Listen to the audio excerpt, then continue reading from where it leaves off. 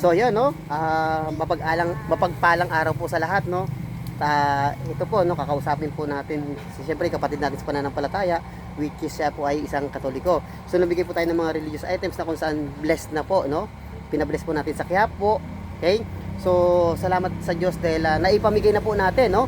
So marami na po tayo na bigyan, no? No, yun dinala po natin, although may mga bracelet rosary, may mga rosary, may mga Saint Benedict na kwintas. So marami po, no? So napamigay na po natin. Ito na lang po yung mga natira. Okay? So iano lang po natin, no? Kumbaga itong ginagawa ko parang dalaw pamilya, no? Tanungin lang po natin yung buhay ni Ma'am. Kamusta naman po kayo dito?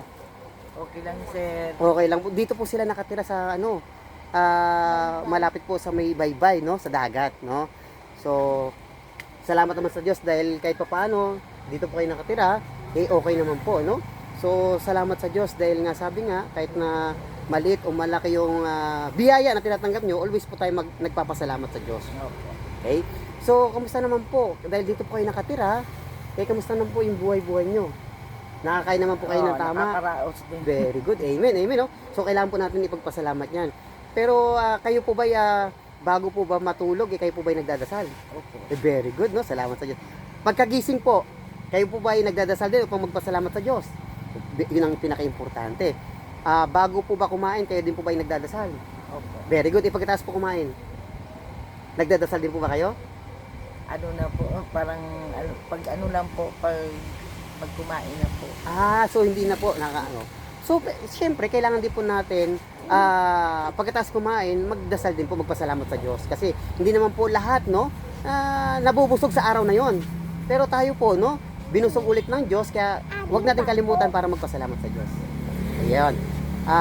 Very important po 'yon, lalo na kapag bago umalis, kailangan din po natin magdasal, and then kapag tayo po ay nakabalik ng safe, ligtas, mas lalo na tayo po ay magdasal at magpasalamat sa Diyos kasi hindi naman lahat ng tao ay nakakauwi ng ligtas, safe.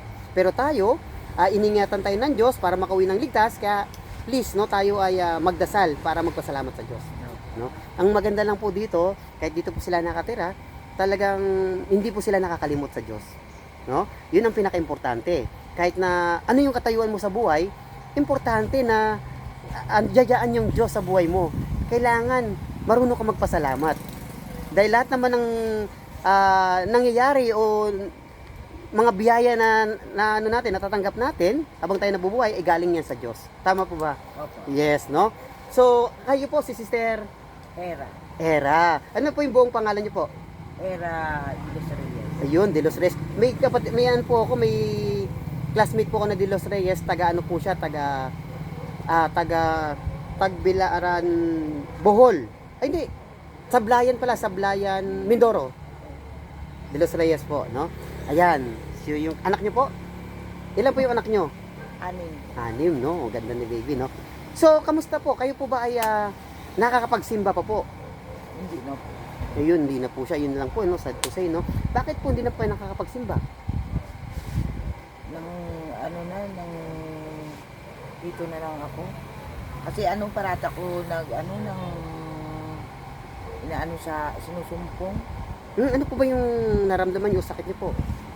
Minsan, sa polyps ko to, sir. May polyps kasi ako. Ako po si Brother Marwin, kapatid ni Mumon, and then nanay ko po si Edita Santoyo Recto. Pero alam niyo po ba na mas maganda po, lalo na kayo po ay may karamdaman, kung hindi niyo po talaga kayang magpunta sa simbahan, pwede po kayo mag-online mass.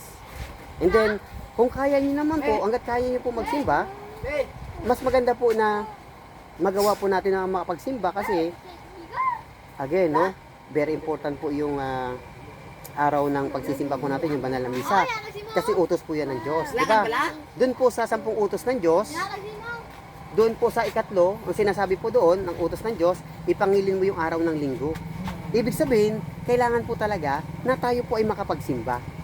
And malinaw din po, sabi po, biblically po, sa Exodus 20 verse 8 to 11, lagi ninyong tandaan, ilaan, sa araw ng Panginoon ang pamamahinga. No? So, ibig sabihin, sabi nga, 6 na araw ka lang magtatrabaho at ang isang araw ibibigay mo sa Diyos. Pero, Imagine mo, 1 oras na nga lang yung iano natin sa misa, di ba? Sa banal na misa. Pero, sad to say, hindi pa po nagagawa, no? Nape-perfect ng iba kasi nga, late yung iba, hindi tinatapos. Pero, very important po na dapat tayo po ay nagsisimba, nagagawa po natin na nasisimulan, hindi natatapos po natin yung banal na misa. Kaya nga sabi ko lagi, habang tayo binibigyan ng lakas ng Diyos, gawin naman po natin na tayo po ay nakakapagsimba at nagpapasalamat sa Diyos. Kasi bakit? Lahat po ng biyaya na tinatanggap po natin dito habang nabubuhay po tayo sa mundong ito, ay galing po sa Diyos. Lalo na yung pagising po natin sa araw-araw, di ba? Diyos po ang gumigising sa atin na kung saan kailangan po natin magpasalamat sa Diyos. Kasi utos niya yun na kailangan po natin magsimba. Ngayon, kung kaya niyo naman po, if ever, sikapin po natin magsimba. Kasi lalo na kung may mga karamdaman at sila po ay nakakapagsimba, sila po ay nakakatanggap ng banal na salita ng Diyos, nakakatanggap sila ng katawan ni Kristo, mas lalo po sila pinagkakalooban ng Diyos ng kalakasan at kagalingan. Yun po yun. Kasi unang-una, doon po, no, doon sa pamamagitan po ng banal na misa, doon po binubusog, no, yung kaluluwa ng tao. Ngayon, doon sa banal na misa, doon po nabubusog ang kaluluwa ng tao sa pamamagitan po ng pag-receive ng banal na salita ng Diyos at doon po sa katawan ni Kristo na nagbibigay ng buhay na walang hanggan. Paano po yun? Kung hindi po tayo nagsisimba, so kawawa naman po yung kaluluwa po natin. Kaya please, tayo po yung magsimba. Kasi hindi po yun para sa akin, sa kanila, para sa iyo po yun. Kasi kailangan nga po, i-prepare natin yung sarili po natin. Tandaan nyo po, nung time po ng lindol, 7.8 sa Mindanao. Sa ano to?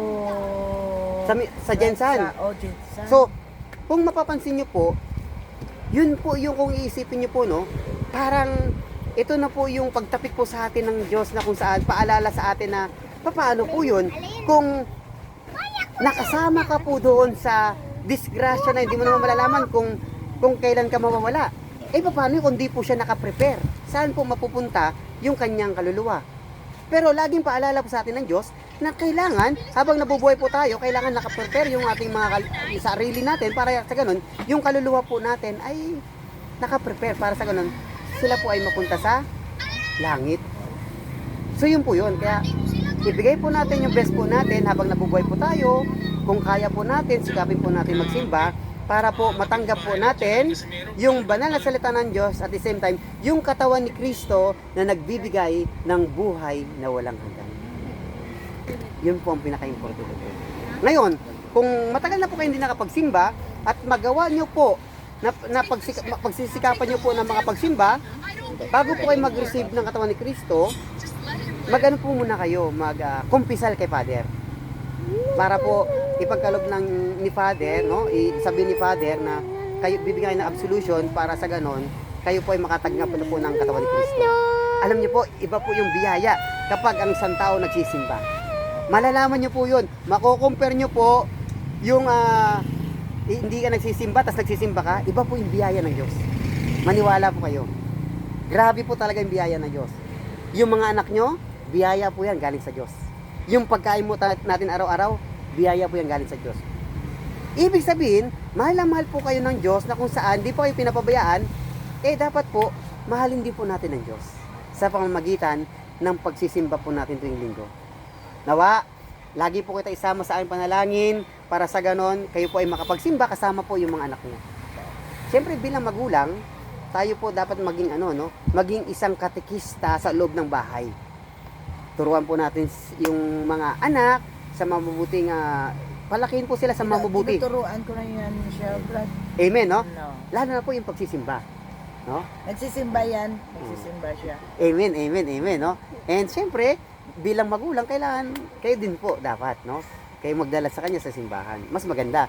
Happy family po kayo, no?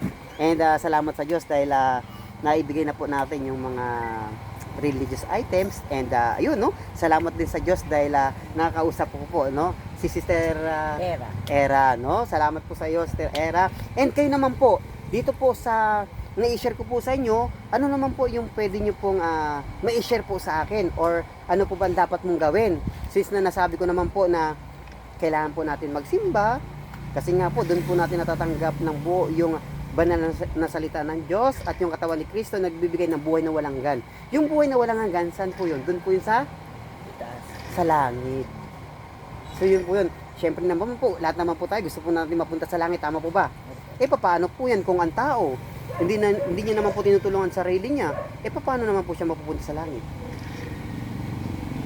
Gumawa ka ng ng kabutihan. Pero sinasabi po ng Diyos sa Santiago 2 verse 22 tsaka I think sa 24 na kailangan po yung pananampalataya mo may kasamang gawa. At yung gawa, no, yun po yung pagpunta mo ng simbahan, pagpipray mo po, pagpapasalamat po sa Diyos. Yun po yun. Hindi po pwede na sasabihin lang ng tao na okay na magdasal lang ako. Di ba? Hindi po yun. Although okay po yung magdasal, pero ang utos po ng Diyos, yung sa ikatlong utos, nakasama sa 10 utos, yung ipangilin mo yung araw na linggo. At malinaw, biblically, sa Exodo 20 verse 8 to 11, na lagi ninyong tandaan, ilaan ang pamamahinga sa Panginoon. 6 na araw kayo magtatrabaho, at ang isang araw ibibigay sa Diyos. Malinaw po yun. Utos niya po yun. Parang ganito po yan. Bilang magulang po, kapag inutusan niyo po yung inyong anak, okay lang po ba na hindi po kayo sundin ng inyong anak? Matutuwa po ba kayo? Hindi po. Matutuwa po ba kayo or malulungkot? Magagalit po. So, ganun din po ang Diyos. No? Ang Diyos po, kapag hindi po nakakapagsimba ang tao, kaya nagkakaroon po siya ng mabigat na pagkakasala. Mortal sin, lalo kung di valid yung reason mo. Pero tanda po natin, kahit nga po yung may sakit, kailangan niya pa rin po magsimba. Online mass. Kaya very important na tayo po ay nakakapagsimba. No? Habang tayo po ay may lakas, kailangan tayo po ay nakakapagsimba. Kaya nga po, okay po yung magdasal sa bahay, pero mas maganda, nagdadasal ka na sa bahay at nagdadasal ka pa sa simbahan. At natatanggap mo doon sa banal na misa, yung banal na salita ng Diyos at banal na katawan na Kristo, nagbibigay ng buhay na walang hanggan. Yun po yun. Kaya, ipagdasal ko po na kayo po ay makapagsimba sa araw ng linggo at isama ko rin po sa dasal na kung ano man po yung karamdaman mo sa buhay, no? Ikaw po ay tulungan ng Diyos at pagalingin. No? Ipagdasal ko po na kayo po ay makapagsimba po. So ano naman po, dun po sa aking na-share po sa inyo, ano naman po yung magandang pwede mo pong sabihin o i-share po?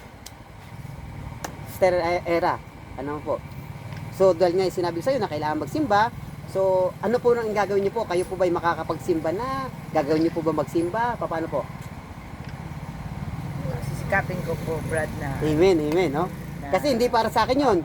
Hindi para sa kanila. Para po yun sa'yo. Basta basta maganda lang yung pakiramdam ko. Amen. Ipagdadasal ko po na patuloy po na maging maganda po yung pakiramdam nyo para po mapakita nyo po at maparamdam nyo po yung pagmamahal sa Kasi Diyos. Brad, nahihilo ako. Pero alam nyo po, kapag ka napunta po kayo sa simbahan, idagay po kayo ng Diyos. Yung hilo nyo, yung sakit nyo, ihil nyo yan, aalisin nyo yan.